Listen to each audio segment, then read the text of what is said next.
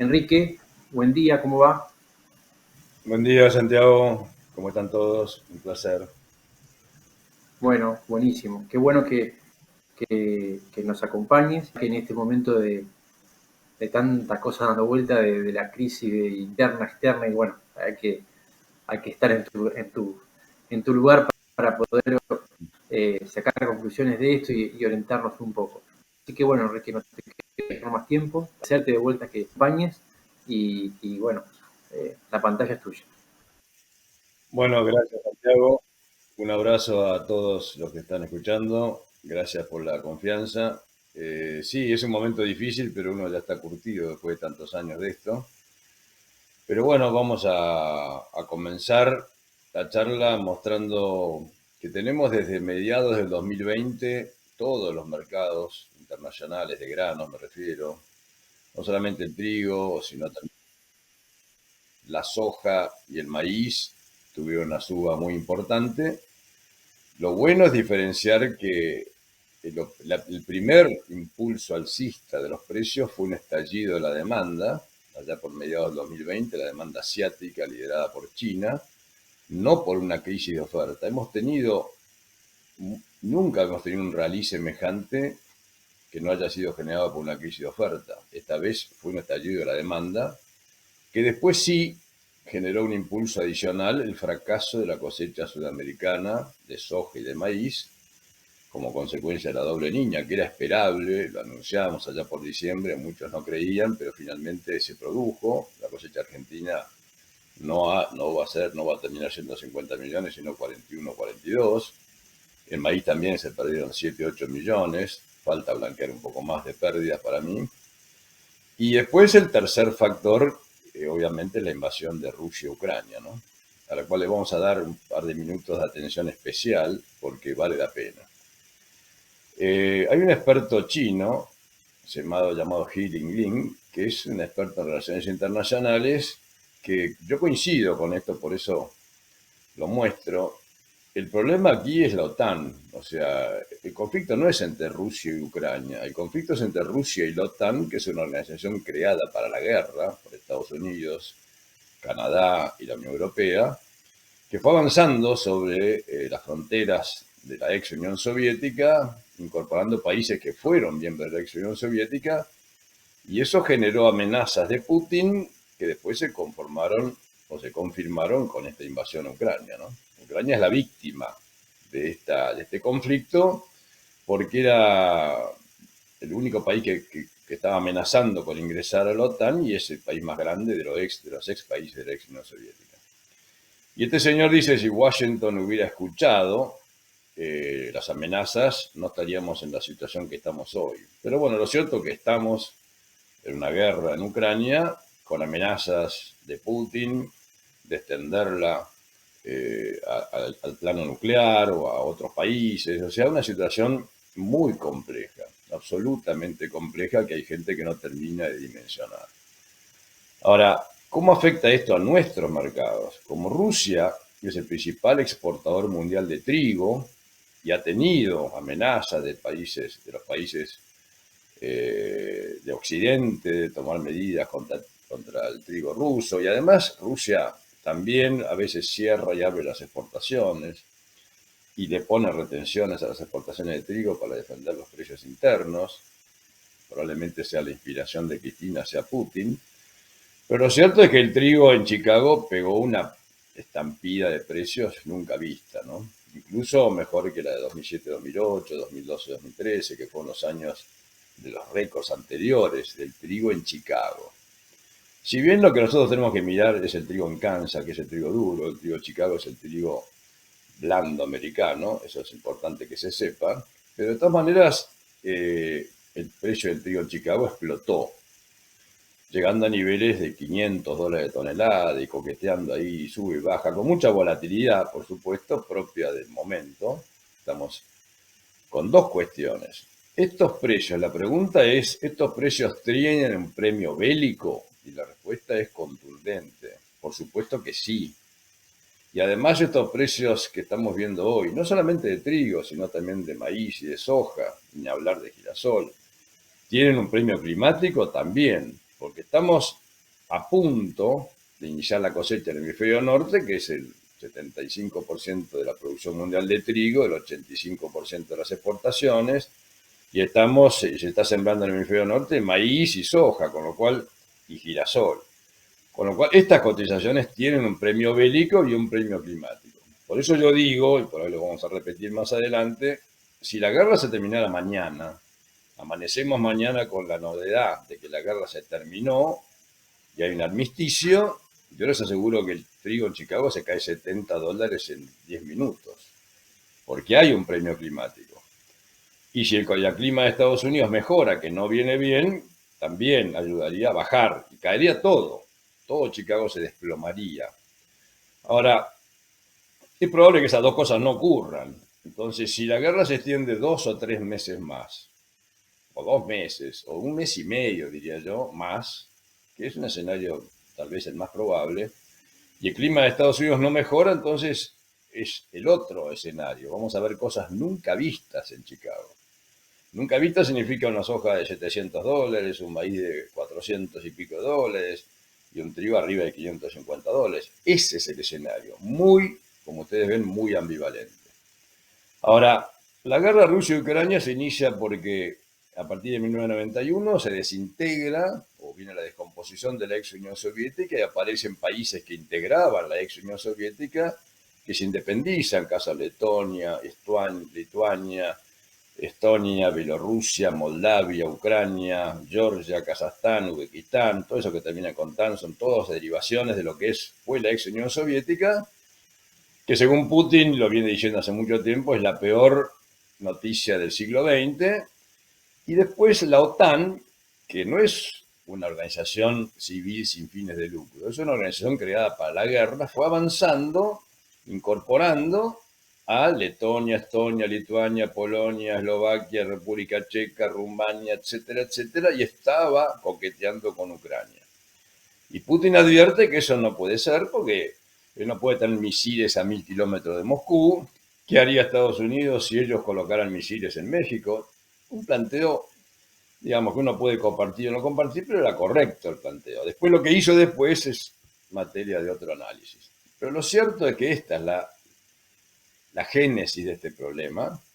¿Y por qué esto impacta mucho en los precios? Porque en trigo, sumado los dos países, Rusia y Ucrania, son casi el 29% de las exportaciones. Rusia es el principal exportador mundial de trigo y Ucrania es el quinto exportador de trigo. Son países con una gran aptitud para hacer trigo, cultivos de invierno particularmente, y últimamente han crecido mucho en maíz, las tierras son espectaculares, lo que pasa es que hay mucha corrupción, hay mucha mafia, por suerte, porque si no podrían tener más productividad de la que tienen, por suerte para nosotros me refiero. En maíz, fíjense que Ucrania ya es más del 16% de las exportaciones mundiales de maíz, o sea, están peleando el tercer puesto con Argentina en el ranking de exportadores, y en aceite de girasol, ni hablar. En aceite de girasol, los dos sumados son el 80% de la oferta mundial, y Ucrania sola es casi el 50% de las exportaciones de aceite de girasol. Por eso estamos viendo el mercado de girasol volando por los aires y que va a volver a volar. Lo que pasa es que es un mercado muy chico acá en Argentina, entonces ahora están retirados los compradores, pero cuando vuelvan, seguramente vamos a volver a ver esos precios arriba de $800 la tonelada, etcétera, etcétera. Pero bueno, no es el motivo de esta charla el girasol. Ahora, lo que sí demuestra esto que acabamos de escribir es que estamos con la geopolítica a full. Ustedes me han escuchado muchas veces a mí hablar de geopolítica y algunos decían, basta Enrique con la geopolítica, como diciendo no. Y bueno, ahora todo el mundo entiende por qué yo hacía tanto hincapié en el tema geopolítico. Esto es geopolítica full.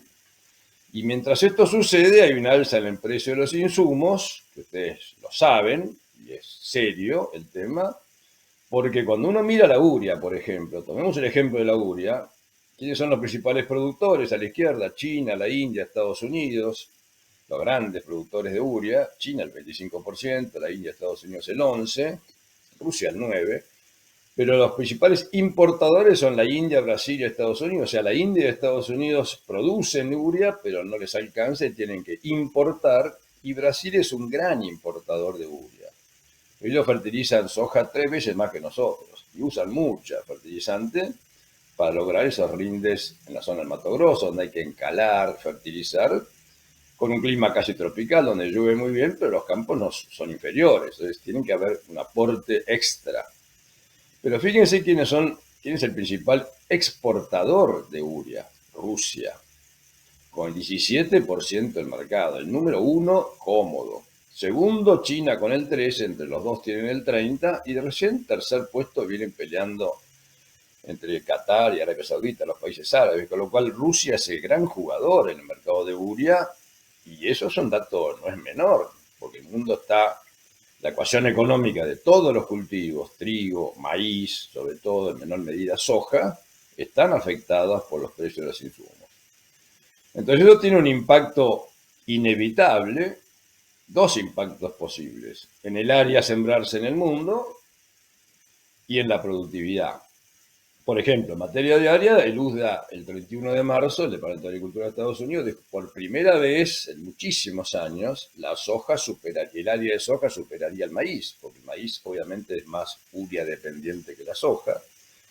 Y después en la productividad, porque si algunos deciden aplicar menos o amarretear en el uso de fertilizantes, cuestión que pareciera que no es aconsejable según los agrónomos, pero alguna gente, clientes míos, pero digamos, tengo contacto periódico, me han dicho, yo voy a amarretear. No me dan los números, bueno, toda esa historia que no es tema de mi especialidad. Pero claramente hay un impacto en la productividad o eventualmente en el área sembrada. Ahora, todo esto, como yo siempre digo, hablar de mercado sin mencionar la palabra China es imposible.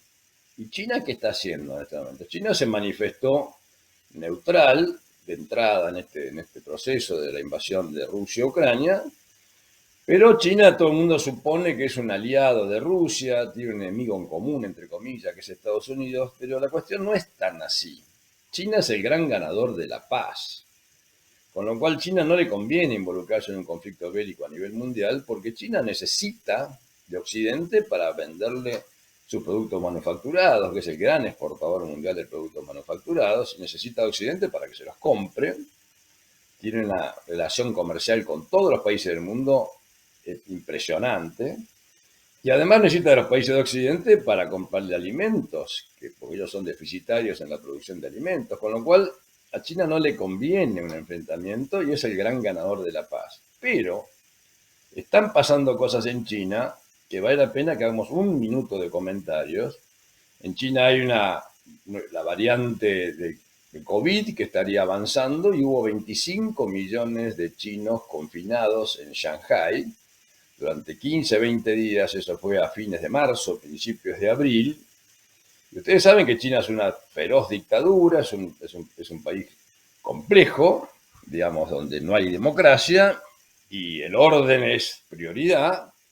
Y el 10 de abril la gente bajó de los edificios y hubo saqueos en los supermercados. Esto es absolutamente difícil de entender y absolutamente poco común. Además, esto se puede ocultar la información, que de China siempre la información es muy poco clara, pero lo que no pueden ocultar en China es que en el puerto de Shanghái, que es uno de los 3 puertos más importantes del mundo, hay más de 300 barcos en espera para cargar o para descargar. Lo normal es que haya menos de 100, 80, 90 barcos periódicamente, día a día, en el puerto que, repito, es uno de los 3 grandes puertos del mundo. Bueno, ahora hubo 300 barcos hace 15 días. Esto no es normal. O sea, algo está pasando con la actividad económica y con el confinamiento de gente, falta mano de obra en los puertos y ustedes saben que eso le baja el nivel de actividad. Ahora, el 20 de abril, China emitió un comunicado diciendo que no le temía a Occidente y que afirmaba su apoyo a Rusia y a Putin. Y ayer, anteayer, mejor dicho, a la mañana, Putin amenazó con que si muchos países de Occidente que estaban ayudando económica y financieramente o incluso con provisión de armas a Ucrania, podían ser motivo de ataques de parte de Rusia y que eso podría generar una situación muy compleja que podría derivar en la Tercera Guerra Mundial. Esa frase, para todos los que la escuchamos, fue tremenda y una amenaza de una persona que no sabe si está enferma o no, hay todo tipo de versiones, pero a las 2 horas de que Putin dijo eso, Xi Jinping, que es el presidente de China, le dijo, no hay ningún espacio para ese tipo de amenazas. Si alguno lo sabe, bueno, si no lo saben, sépanlo. Esta fue la respuesta de Xi Jinping, el presidente de China, respecto de la amenaza de Putin. Esto fue ayer a la mañana. O sea, lo que no podemos discutir es que esto trae volatilidad garantizada en los mercados de granos. Dijimos, si mañana se acaba la guerra, el trigo se desploma, porque desaparecen muchos de los motivos por los cuales los precios escalaron. Y los fondos de inversión, como ustedes saben, agregan volatilidad exagerando las uvas. Entonces, si mañana terminara la guerra y mejorara el clima de Estados Unidos, los precios se desplomarían y los fondos ahí serían los grandes responsables de las grandes bajas. Ahora, yo veo una volatilidad muy alta en el mercado, inevitablemente es propia de esta época. Estamos en pleno mercado climático, el famoso weather market de todos los años, que además tiene el condimento de la guerra esta vuelta, ¿no? Entonces, pero veo un tono de firmeza. O sea, para que no se asusten con lo que acabo de decir, si el mercado mañana se termina la guerra, el trigo se cae $80 en 10 minutos o en 2 jornadas de límite de baja, para después lentamente volver a recuperar, porque los fundamentos siguen siendo alcistas. La guerra les genera un condimento especial, no sabemos cuánto hay de premio bélico, pero hay un premio bélico que desaparecería, se acaba la guerra, pero volvería a crecer a medida que el clima la acompaña y los fundamentos del mercado se quedaría claro que son alcistas. Entonces, cuando uno mira para arriba, con precios de la soja que cuando ustedes sembraron pensaban en $280, $300 la soja como gran aspiración y hoy vale 450, el trigo ayer o anteayer en Rosario $370, precios absolutamente espectaculares en términos nominales. Entonces, cuando uno mira para arriba, cuando todo el mundo mira para arriba, yo miro abajo. Es la hora de los puts, es la hora de ponerle piso a los mercados, tanto en la disponible como en la vieja. Hay puts para julio que vencen dentro de 60 días. Entonces la gente me dice, ¿para qué voy a comprar un put de soja o de maíz si vence entre 60 días? Pero yo digo, ¿qué 60 días? En 60 días vamos a ver si la guerra terminó o no terminó, o deja de ser un factor de mercado, y el clima de Estados Unidos mejora o no mejora. O sea, no son 60 días cualquiera. Así que esos puts para julio o eventualmente septiembre absolutamente son recomendables. Ahora, ¿cuál es la próxima secuencia de eventos? Punto número 1. En junio se cosecha el trigo en el hemisferio norte. ¿Quiénes son los que cosechan en el hemisferio norte? Que son responsables del 75% del trigo mundial y del 84% de las exportaciones. China, el gran jugador en materia de producción, Rusia, la Unión Europea y en cuarto lugar Estados Unidos. Ellos están cosechando ahora en junio. Dentro de un mes empieza la cosecha de trigo. Empieza a fines de mayo. Y en abril y mayo se siembra el maíz en el hemisferio norte. ¿Quiénes siembran maíz? Y Estados Unidos, China y Ucrania. Ahora, cuando uno mira el mapa de Ucrania, el mapa triguero de Ucrania, fíjense dónde está el trigo en Ucrania. El mapa de Ucrania, supongo que ya ustedes lo conocen de memoria, está al este de Ucrania. Yo he estado 3 veces en Rusia y Ucrania visitando. Y en noviembre tuve una visita de 23 ucranianos que vinieron a la Argentina y yo les organicé la agenda para visitar semilleros, puertos, campos en la pampa húmeda argentina. Hace 3 meses, 4 meses. Ahora, fíjense dónde tienen que estar cosechando trigo en Ucrania dentro de 20, 30 días.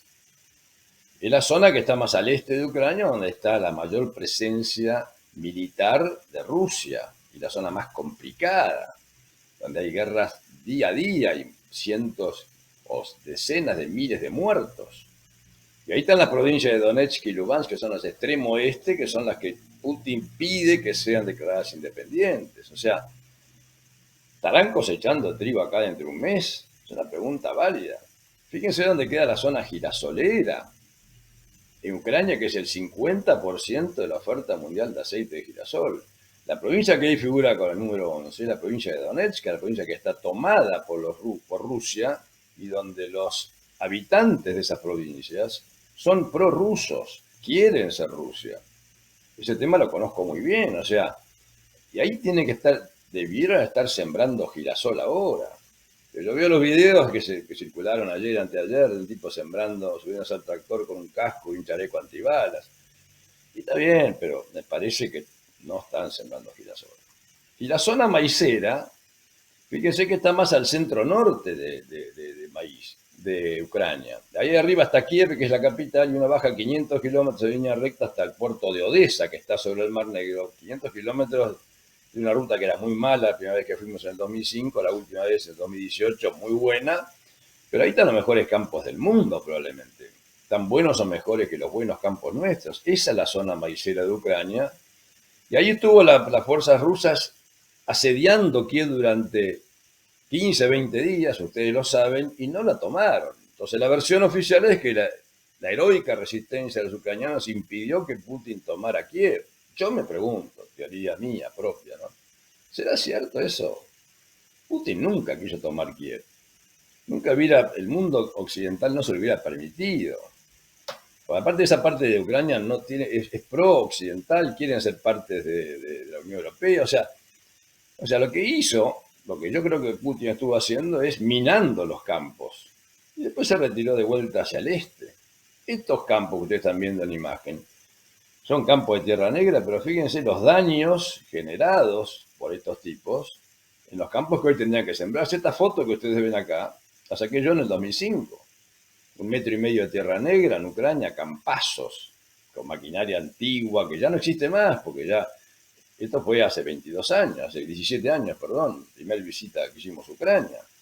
Después de eso, ya la gente de Apresid fue, y yo les hice muchos contactos y les enseñaban a hacer siembra directa, toda esa historia. Ahora, fíjense lo que dijo el presidente Zelensky el 31 de marzo. Denunció que las tropas rusas estaban saboteando los campos ucranianos colocando minas terrestres y después se retiraron. Bueno, ahí tiene que estar sembrando maíz ahora Rusia o tiene que estar cosechando trigo dentro de 30, 40 días. Entonces ahí viene la primera pregunta, ¿podrán sembrar? ¿Podrán cosechar? Y la verdad que ya primero el ministro de Agricultura dijo que van a sembrar el 70%, después bajó al 50%, la bajó al 30%. Yo creo que va a ser menor que eso. Y el mundo no puede prescindir del trigo ucraniano ruso, que puede haber sanciones a Rusia, o del maíz o del girasol ucraniano. Y pero la segunda pregunta, más importante que la primera, suponiendo que pudieran sembrar, ¿por dónde salen? Porque la única salida de la producción ucraniana es por los puertos de Odessa. Y ahí en una ciudad que se llama Mykolaiv, que está a 5 kilómetros de Odessa, está la terminal de Bunge, por ejemplo. Ahí yo estuve hace 3 años tomando una copa de champán, hace 3 años, en el puerto de Bunge. ¿Quieren ver la foto? Este es el elevador de Bunge. Destruido, bombardeado. Al lado está Cargill, al lado está Glencore, al lado está DM. Se fueron todos. Entonces la pregunta es, si acá el año pasado un barco en Rosario con una mala maniobra tocó una torre, un Redler de carga y tuvieron 6 meses para repararlo, ¿cuánto tiempo van a demorar en construir un elevador como el que había ahí en Mykolaiv? ¿Se entiende? O sea, una cosa es decir si pueden sembrar y si siembran, ¿por dónde salen? Porque fíjense, acá está el Mar Negro, ven, toda la producción de todos esos países que ustedes conocen salen por el Mar Negro. Y todo tiene que atravesar el Mar Negro y la única salida del Mar Negro es el estrecho del Bósforo en Estambul, donde también estuvimos oportunamente 3 veces, ahí en Estambul, que Estambul, les repito, es Turquía y Turquía es miembro de la OTAN. Si bien el presidente es un dictador, digamos, enemigo de Estados Unidos, pero es Turquía miembro de la OTAN. Y por Estambul salen todos los barcos con la carga del trigo ruso o del maíz ucraniano o del girasol de ambos países a alimentar el norte de África, el Medio Oriente y algunos países del sur, de los puertos del sur de Europa. ¿Estará abierto el estrecho del Bósforo en Estambul dentro de un mes? Es una buena pregunta. Ahora, esta imagen de antes del lunes, creo que es, fíjense los puertos rusos en Novorossiysk, hay movimiento de barcos. Normal, casi diría. Y el estrecho del Bósforo hay movimiento muy intenso de barcos. Ahora miren Odessa, no hay barcos, Odessa son los puertos ucranianos, porque en Odessa está siendo bombardeada ahora, en estos momentos, por Rusia, que es el bastión. Si Ucrania pierde Odessa, ¿por dónde sale su producción? Y las playas y las costas de Odessa, de los puertos de Odessa, están minadas. Eso no se soluciona ni en 20 días, ni en un mes, ni probablemente en 5 o 6 meses. Así que esta es la historia de Rusia y Ucrania. Y Ucrania y Rusia tienen un pacto en el mercado de trigo que por eso está volando por los aires. Esta es la realidad. Y el maíz también. Y por contagio en la soja. Ahora, ¿cómo viene la historia del trigo en Estados Unidos? En Estados Unidos el trigo el trigo de invierno se siembra en las planicies centrales, Kansas, norte de Texas, Oklahoma. Acá están los trigos, el Hard Winter, que es el trigo duro, el 45% del trigo está ahí en Kansas. Después la gente mira el trigo Chicago, pero Chicago opera el trigo blando, que es el 14% del trigo. El trigo que cotiza en Chicago es el trigo blando, que es el 14% del trigo que produce Estados Unidos, el 45% del trigo duro, que cotiza en la bolsa de Kansas, y el trigo duro de primavera, que está allá arriba, en Montana, en Dakota del Norte, que es el mejor trigo, el trigo de 15 o 13% de proteína, cotiza en la bolsa de Minneapolis. La gente no lo sabe mucho, son los mejores trigos americanos. La zona de Montana. Ahora miren cómo está Montana. La imagen de hace 10 días, 15 días. Una seca recojuda. Ahí están sembrando los trigo de primavera los americanos. Y están cosechando trigo en la zona de Kansas.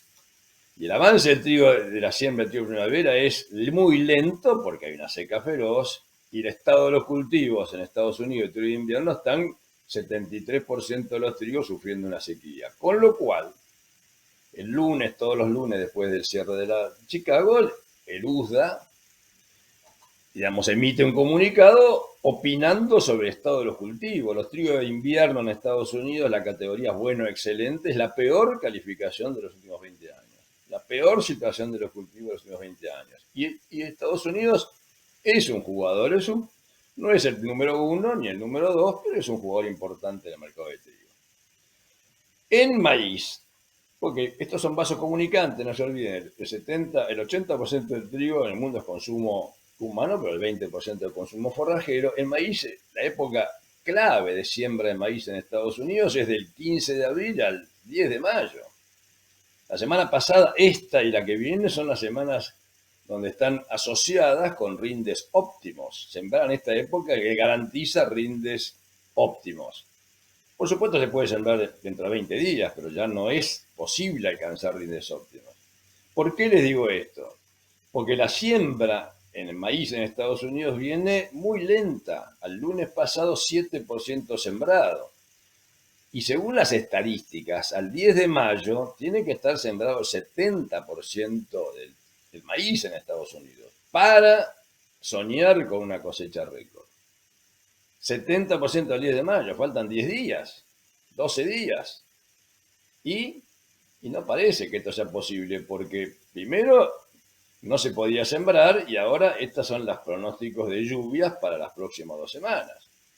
O sea, acá tenemos otro factor que está incidiendo en el mercado. Acá hay que tener cuidado, ¿no? Como yo digo, estos tipos, viste, el respeto que les tengo a los americanos sembrando maíz es reverencial. Los tipos sembrando maíz son buenos. Y yo digo siempre, ojo, porque sale el sol y te meten 3 millones de hectáreas por día, como pasó el año pasado. Se atrasó la siembra, después salió el sol, metieron 3 millones de hectáreas por día y la cosecha fue buena. Así que este atraso en la siembra yo lo tomaría con pinzas. Hoy es un factor alcista, pero lo que más importa es esto: pronósticos de la NOAA, Servicio Meteorológico Nacional de Estados Unidos, para la zona, para todo Estados Unidos. Fíjense que la zona que está más marrón, más clarito, con leche, es la zona núcleo americana, donde dice que las temperaturas van a estar por encima de lo normal. Ahora, yo me corro un poquito hacia la izquierda, agarro todo Iowa, todo Minnesota, las Dakotas y Nebraska, que estoy hablando del 50 o 60% del maíz y soja en Estados Unidos, las temperaturas van a estar bastante más arriba de lo normal desde acá hasta agosto.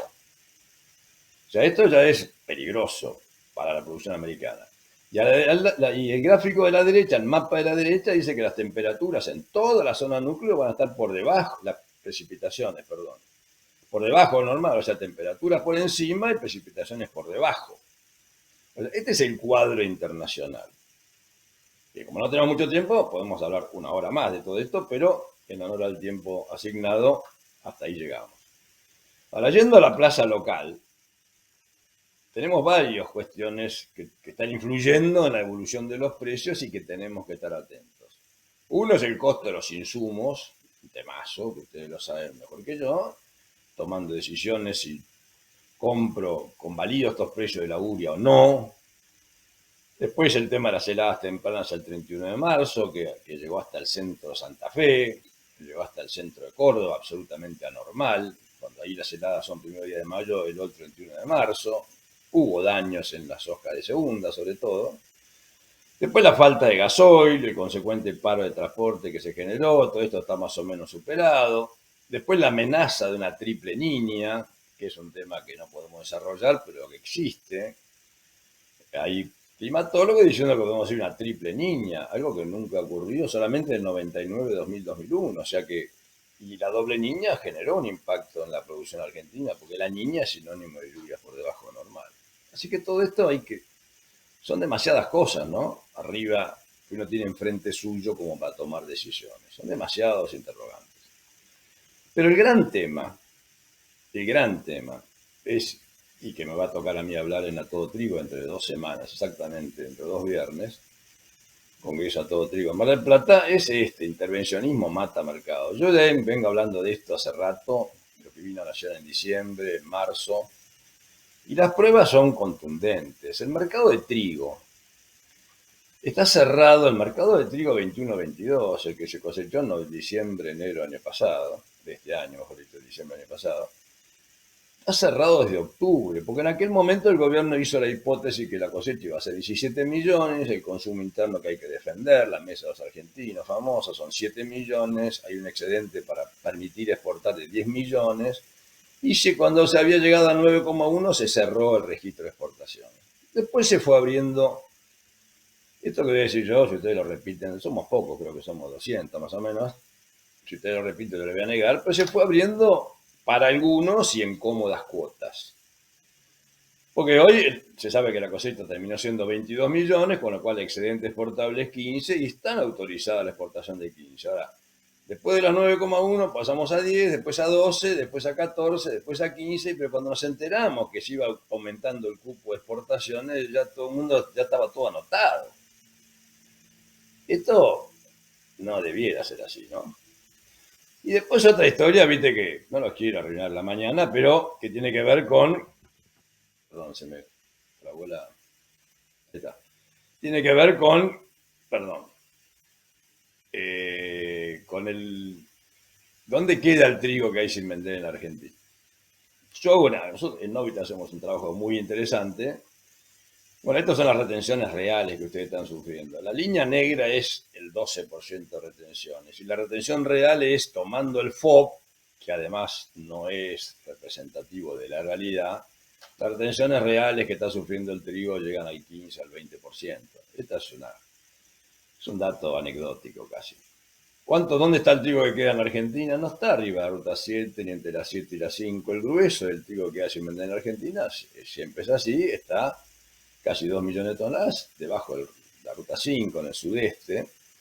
Y los molinos están más cerca de Buenos Aires, de Rosario, de Córdoba, con lo cual la pulseada, al estar ausente de los exportadores, es entre productores y molineros. Ahora apareció en Rosario algún exportador pagando disparates por trigo, algún barco que quedaba para cumplir los embarques, o la mala lengua dice que algún exportador se está aprovechando pagando 370 por el trigo disponible para vender a los molinos más caros, que no consiguen, a los molinos les cuesta originar, cosa que es razonable, porque te hablaba con un molino, tengo 4 clientes de molino, digo, vos querés comprar en pesos en la Argentina de hoy, en pesos a 30 días.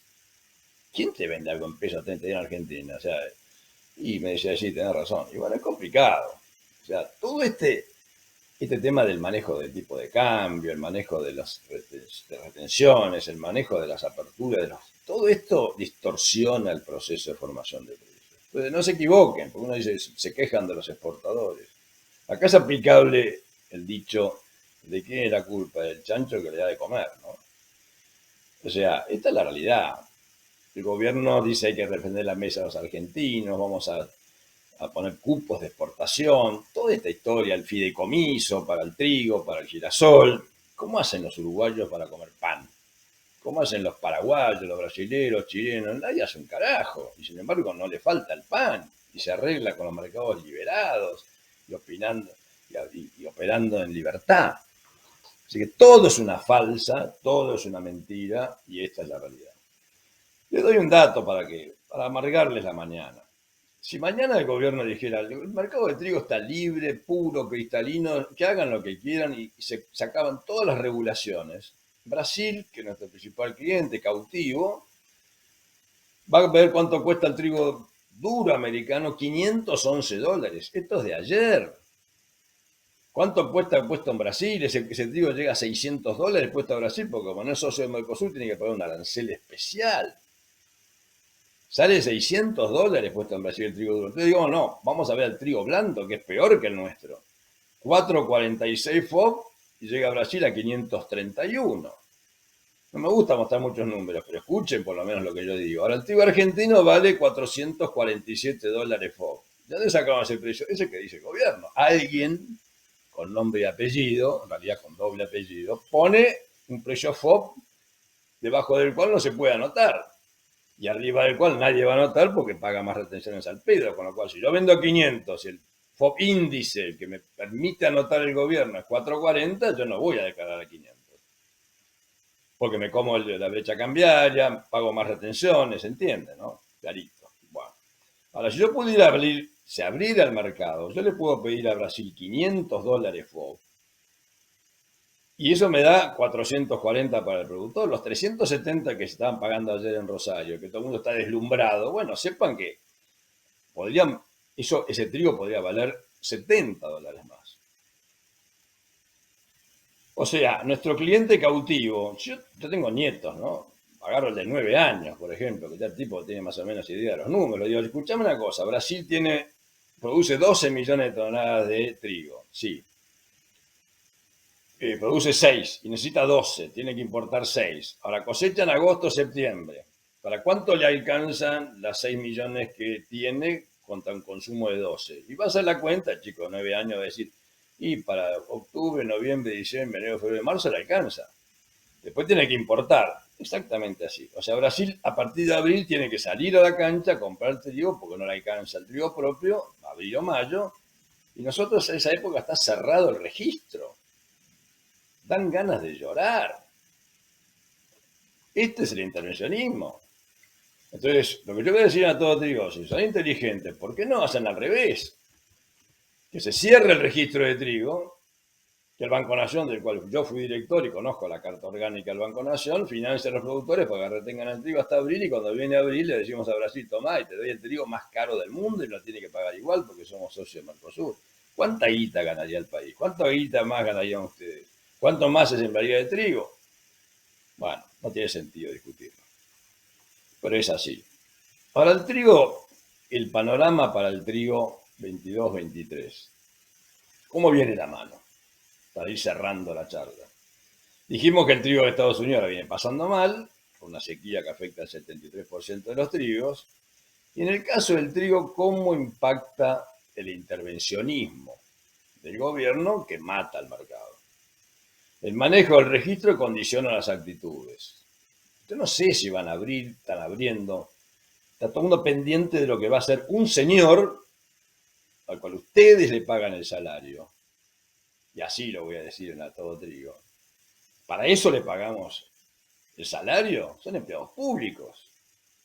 Y hay un tipo que decide si abre o no abre el registro, complicando la vida a miles de productores, a miles de gente que se esfuerza por producir. ¿De qué estamos hablando? Se ha vendido con anticipación perdiendo precios. Ya hace mucho tiempo que nos pasa. Se vende siempre con anticipación porque no sabés si te van a cerrar el registro, te quedás sin los exportadores en el mercado. Así no se puede operar. El perjuicio Debería haber un fiscal que se ocupe de esto, ¿no? Pero bueno. El efecto encandilamiento, vamos a ver de qué se trata el efecto encandilamiento que ustedes están sufriendo ahora. Y después otra cosa, la molienda, dicen, cayó la molienda de trigo en la Argentina. No cayó la molienda, lo que aumenta es la informalidad. Claro, los molinos tienen que comprar trigo en un mercado supuestamente liberado, compitiendo contra los exportadores, y tuvieron la harina congelada desde abril del año pasado hasta hace poco. ¿Cómo se opera así? ¿Cómo hace un tipo que tiene un molino en Argentina para poder evolucionar? Le digo la respuesta, imposible, absolutamente imposible. El intervencionismo anula la ventaja competitiva en Brasil. Tenemos una ventaja que son $50. Yo le puedo vender a Brasil $50 más caro que cualquiera. Y Brasil no es un cualquiera, es el tercer importador o pelea al está en el podio de los importadores de trigo. Y lo arruinamos ese negocio. Lo obligamos a ir a comprar trigo a Rusia o al Mar Negro, bueno, ahora se les complicó, o a Estados Unidos, sacando el arancel momentáneamente, porque si usted no tiene más trigo, saco el arancel. ¿Para qué les voy a dar una ventaja a ustedes si no la saben aprovechar? Es de terror. Ahora, los precios de hoy, yo miro los precios del trigo enero, del Mat Barrofex, de los últimos 17 años, ese gráfico muestra los últimos 17 años. El trigo enero 2023 arrancó en 2.20, fíjense, en enero de este año 2022 arrancó el trigo enero 2023 a 220, después subió a 240, 260, 300, bajó y ahora volvió y estamos en $330. Una locura. Mejor dicho, precios récord. Acá hay que hacerse dos preguntas. Acuérdense de mí. Hagan esta mecánica en todos los productos. Los precios son récord, sí, pero ¿están bien? ¿Los precios son lo que corresponde? 330, ¿me están pagando lo que debiera? Porque récord son. Busquemos señales, porque acá no las hay. Entonces lo busco, claro, el trigo en el mundo explotó. ¿Cuánto vale el trigo americano FOB, trigo duro? Arriba de $520. Esto es de hoy a la mañana.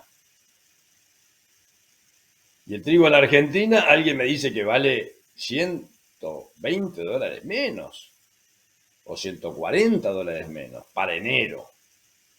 Entonces se produce conseguir esta imagen me costó, pero es buena. El efecto encandilamiento. Ustedes están sentados y viene el celular y el corredor les manda el informe y dice, están pagando $330 por el trigo nuevo. Genera un efecto encandilamiento. ¿Cómo que no? Si el promedio histórico está por debajo de 200. Entonces, yo ahí lo que me tengo que preguntar, busquemos una señal. Este cuadro no es fácil de entender, pero sigan mi relato. Abajo dice, el FOB Golfo vale arriba de $500. FOB Golfo americano para diciembre. Y el FOB Golfo del trigo duro, estoy hablando. El trigo blando vale 440. Y el mío, el FOB índice que está arriba, 406. ¿Quién dice que vale 406? Un señor que dice que el trigo argentino, si se quiere exportar, hay que anotarlo a 406. Y sobre eso pagar retenciones y gastos. Ahora, estamos $100 debajo del trigo duro americano, que siempre fue nuestra referencia. Y si quieren otra referencia, busquen cuánto vale Kansas, donde cotiza el trigo duro, $420. Kansas, diciembre. Entonces, el trigo argentino normalmente, matemáticamente, estadísticamente, es Kansas más 50, es el trigo americano, que este año está un poquito más caro, está arriba de 500, y el nuestro tiene que estar $20 debajo del americano, y estamos en 406. Esto es una mentira. 406 es un regalo. El trigo argentino debiera valer 450. Si yo pongo 450, me lo compran. $50 menos que el americano, 470 también. Entonces, si yo pongo 470, no me da para pagar 330, me da para pagar 370, 380. Le están azafanando $50, $70 por tonelada. Sépanlo. Por eso yo decía, este año las declaraciones juradas, por eso lo pongo en la nube, ¿no? Yo le decía hace 3 meses en las charlas, se van a cerrar en agosto, me quedé corto. ¿Te van a hacer pelo y barba? Sí. Ya está. Ya te hicieron pelo y barba. Porque ¿sabe una cosa? Al 28 de abril, ¿saben cuánto trigo hay declarado para, para ventas, para embarques a partir de enero al 28 de abril? Ayer, 7,8 millones de toneladas. Ahora, ¿saben? Esto ya es absolutamente inusual. El gobierno decidió hace un mes atrás, alguien en el Ministerio de Agricultura,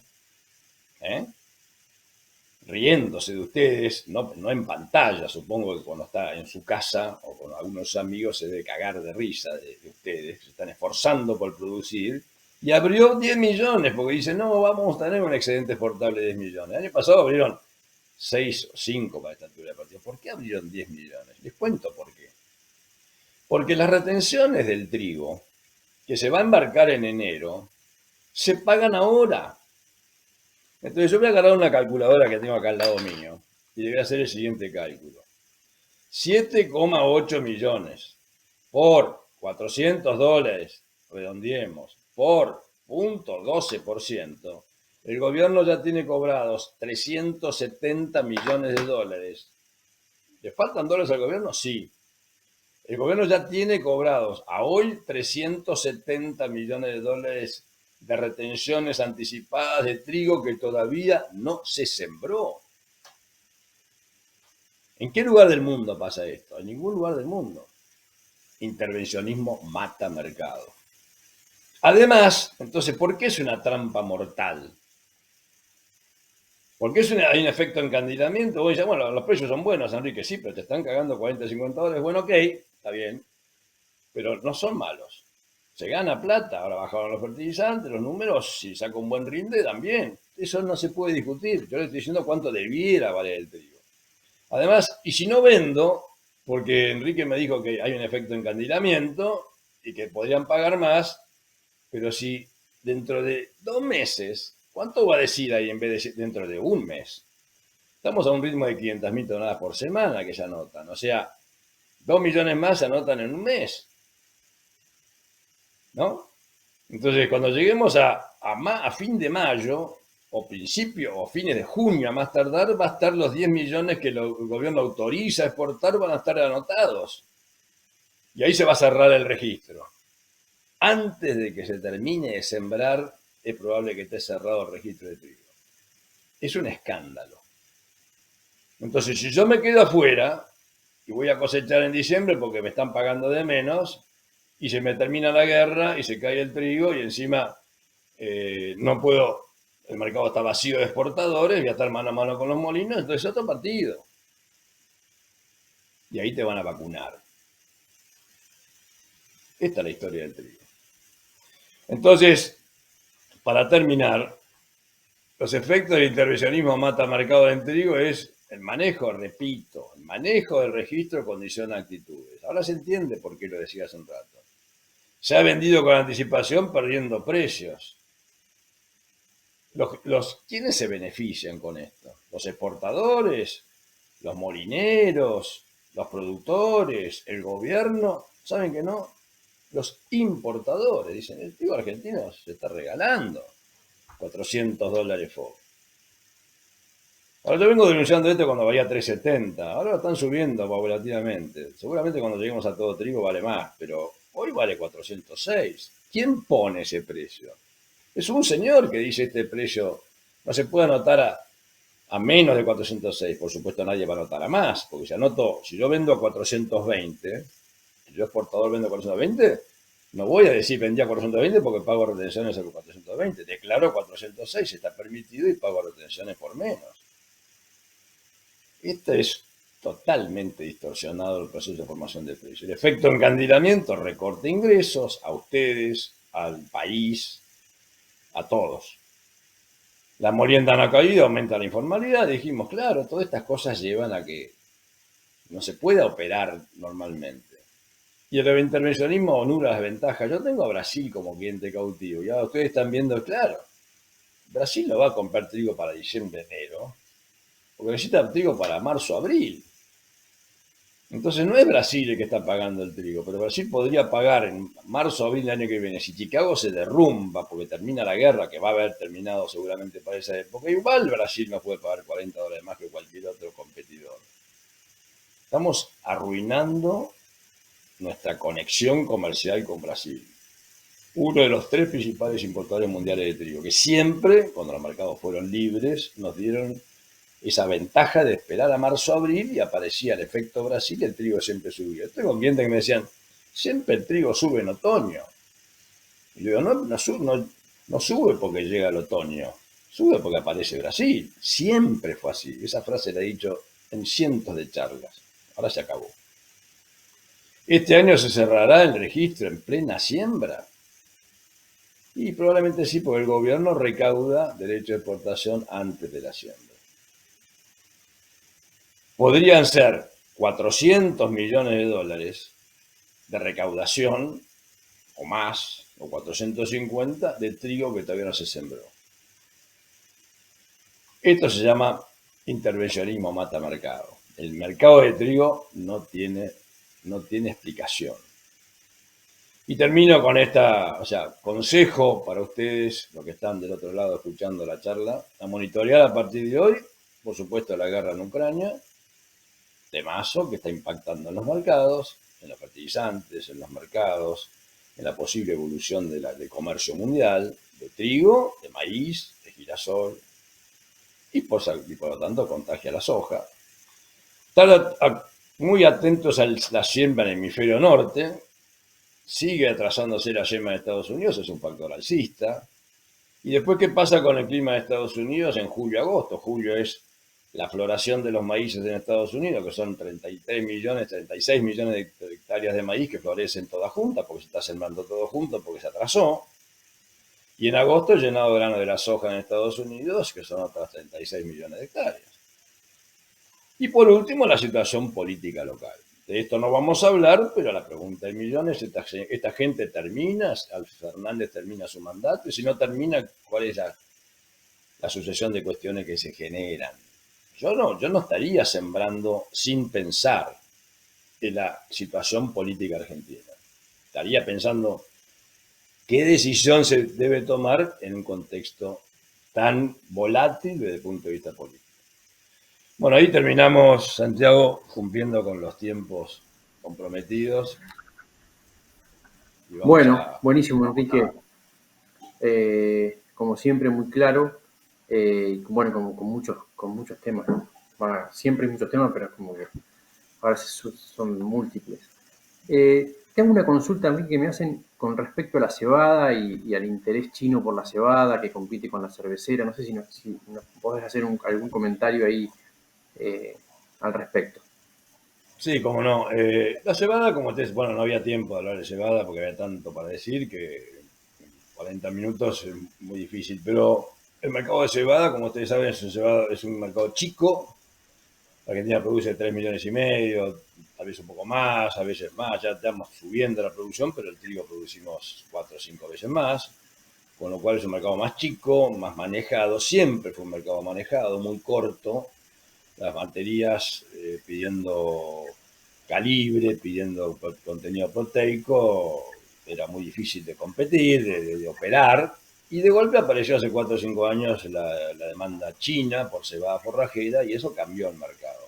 Es un mercado con mayor competencia del lado de los compradores, con mayor duración. El mercado antes de cebada duraba 30, 40 días, ahora dura 4 o 5 meses.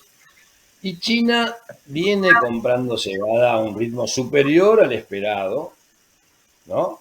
China el año pasado importó 12 millones de toneladas de cebada, antes estaba en cero, porque la cebada forrajera, ellos están importando más maíz, más trigo, más cebada forrajera, además de soja.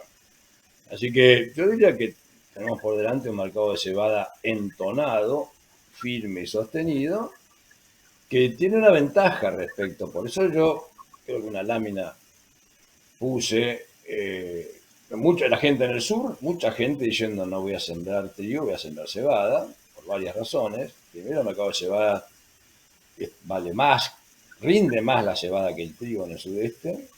Me entrega el campo 15 días antes para eventualmente hacer una soja de segunda, un cultivo de segunda. Y además es un mercado menos manoseado y además tiene un precio mayor, con lo cual me parece que el área de trigo, el gobierno se va a llevar una sorpresa. Y además en algunos lugares de la zona núcleo, yo estuve con gente muy cercana a donde están ustedes, algunos deben estar escuchando, esta semana con gente de Venado Tuerto, gente que cría las petacas, y alguna gente me decía, yo voy a sembrar, y el corral de Bustos, y uno me decía, yo voy a sembrar maíz de primera, me da mejor que trigo soja, o sea que me parece que, y la gente que está en áreas donde se hace cebada, está mirando la cebada con mucho cariño. Esa es la respuesta, Santiago. Bueno, buenísimo. Bueno, Enrique, muchas gracias por este tiempo, por todos los conceptos y como siempre estos consejos, que es difícil dar consejos en estos ámbitos, en estos ambientes tan turbulentos. Y bueno, seguramente nos vamos a estar encontrando en la jate de soja o de maíz más a mediados de año. Perfecto, bueno gente de Santiago, un abrazo grande a todos los miembros del CREA y un saludo a todos los presentes.